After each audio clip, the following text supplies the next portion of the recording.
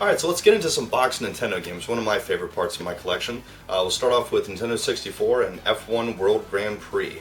Really cool racing game, really complete in box. I think I only paid like $7 or $8 for this complete in box. So usually when something's that cheap, if I don't already have it, I'll pick it up. It's just a good addition to the collection at that price.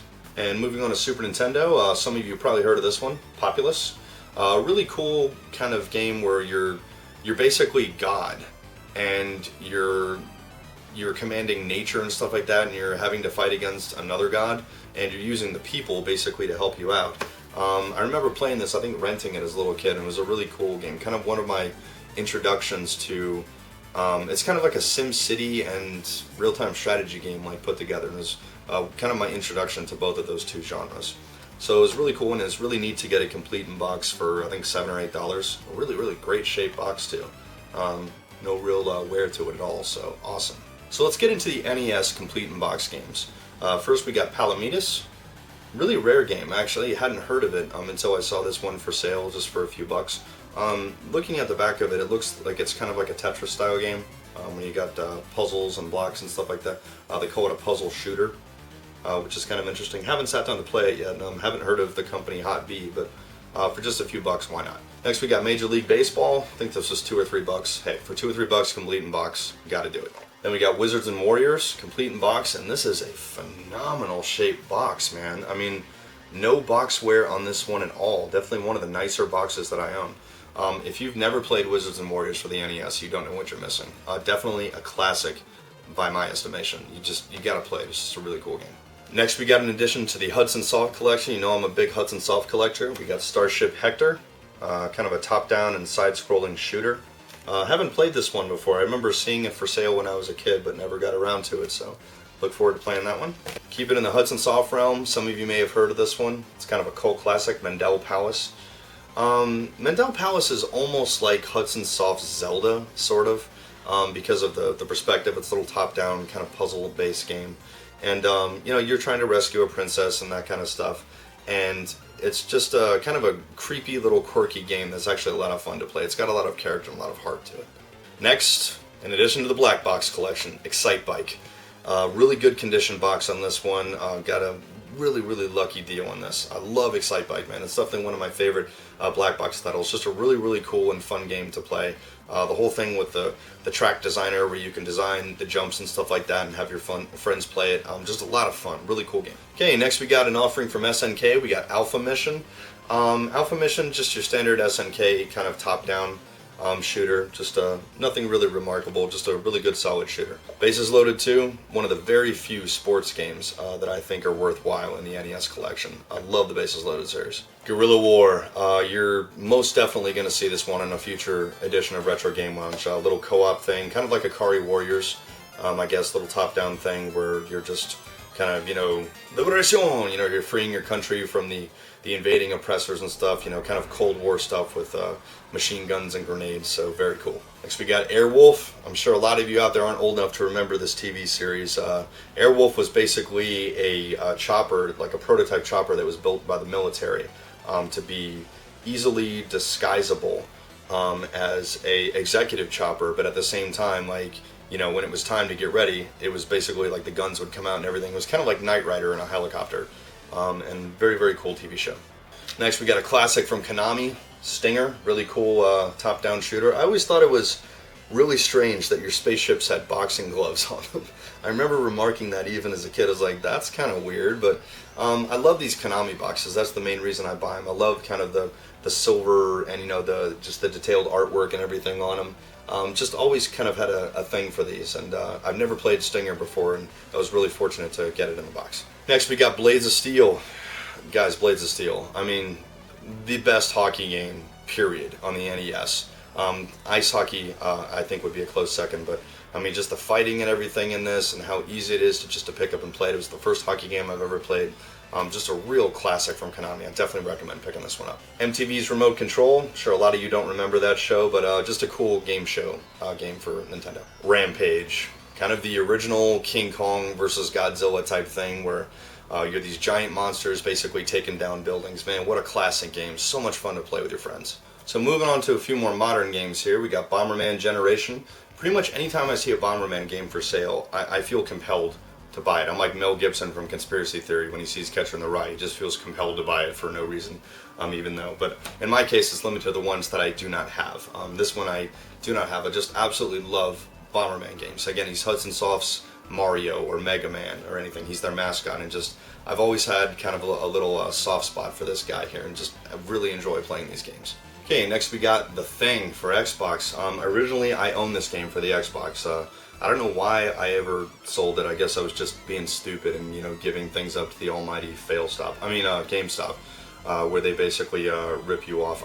Sell you used games.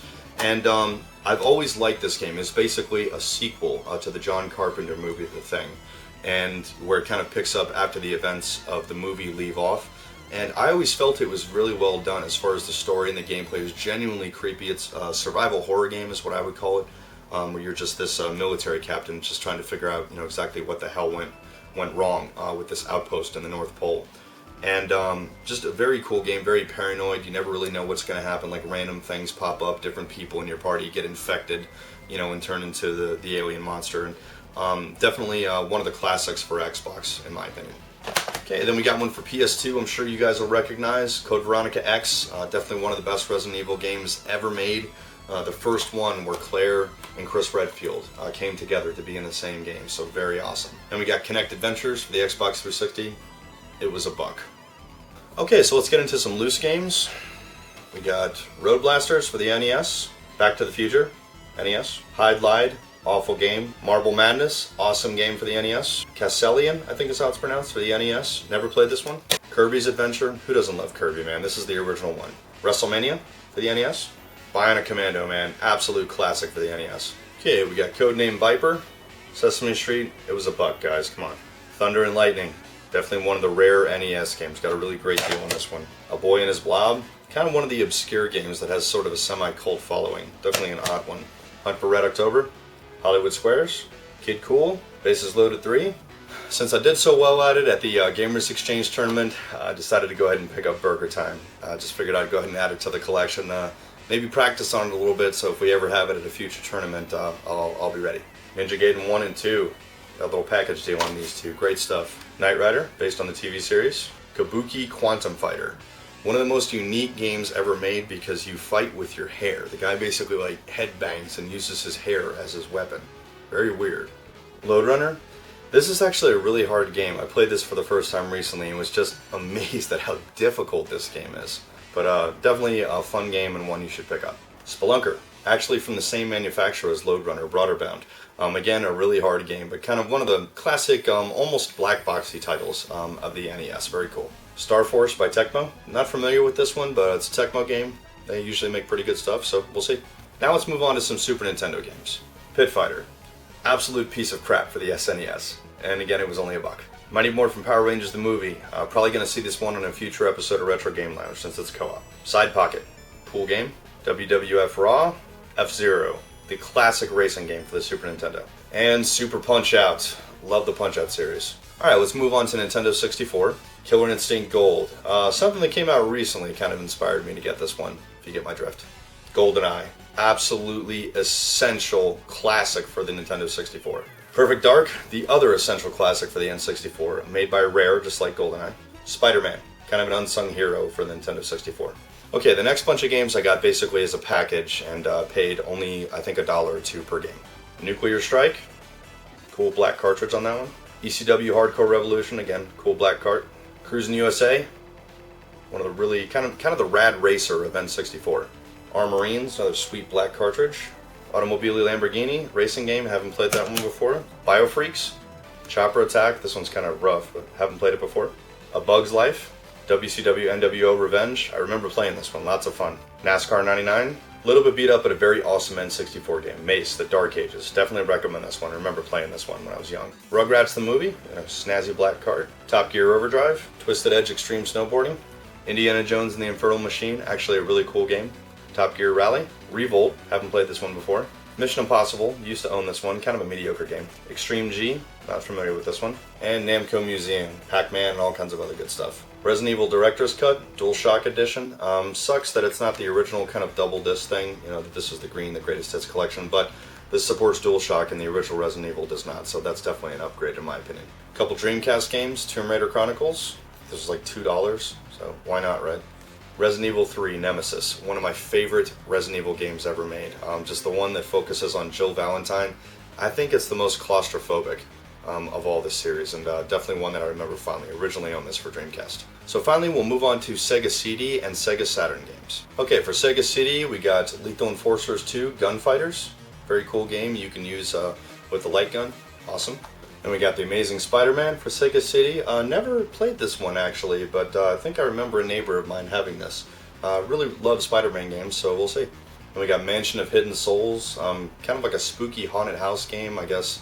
A point and click where you go through the house and investigate what happened. I don't know, we'll give it a try. Dracula Unleashed from True Video, the same people who made Night Trap and a handful of the other kind of notoriously bad Sega CD games, so we'll see how this one goes. Pitfall, the Mayan Adventure. I remember playing this for the Super Nintendo, so we'll see if the Sega CD version's any better. Okay, so on to the Sega Saturn games. First we got Bug. Not familiar with this one, but kind of looks like a quirky little platformer, and I like stuff like that, so. Okay, then we got Blazing Dragons. According to the box, featuring the voices of Terry Jones and Cheech Marin. Do I even need to make the pun about the fact that the dragons are blazing? Iron Man and Exo Manowar in heavy metal. Kind of a team-up game, I guess, where two guys in metal suits from different comic book worlds team up and kick some butt in the same game. So we'll see how this one works. We got College Slam. Seems to be that this is almost like NBA Jam. You know, with players have really big heads and you've only got a few players on each team, but we'll give it a shot. Grid Runner, kind of a top-down puzzle game. We'll check this one out. So I want to thank everyone so much for watching. To all my fellow gamers out there, retro or not, game on.